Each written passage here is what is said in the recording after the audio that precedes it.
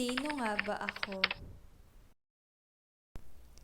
Isang simpleng dalagang Filipina, 17 taong gulang, na nakatira sa lalawigan ng Pampanga. Matangkad, maputi, at mayroong kumikisap na mga mata, malambot na pisngi, at kulay rosas na labi, gandang hindi maitatanggi sa aming lahi. Gusto mo pa bang malaman kung sino nga ba ako? Umpisa pa lamang yan, kumbaga ay intro. Uunahin ko na ang aking pangarap na makasakay sa eroplano. Flight attendant kung tawagin, handang magserbisyo sa mga kapwa ko tao. Naniniwala ako na makakamit ko ito dahil malakas ang pananalig ko kay Hesukristo. Mahilig din akong sumali sa mga patimpalak.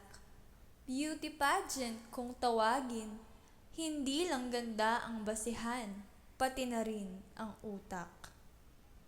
Hindi ko malilimutan ang pakiramdam ng tumayo sa harap ng maraming tao, nanginginig na labi sa bawat ngiti sa taas ng entablado. Ngunit palaging panalo sa masa at sa mga hurado. Aminado ako na wala akong gaanong talento, ngunit talento ko ang magbigay saya sa ibang tao. Maaari mo akong maging kaibigan, sasamahan ka sa saya, maging sa kalungkutan. Magsisilbing sandalan kapag iyong kailangan.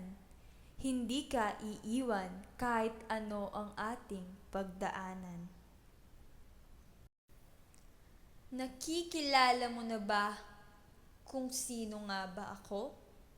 Gaya ng sinabi ko, ako ay simpleng tao. Kontento sa anong kung meron ako. Hindi naghahangad ng kahit na ano. Makita lamang na masaya at malusog ang pamilya ko.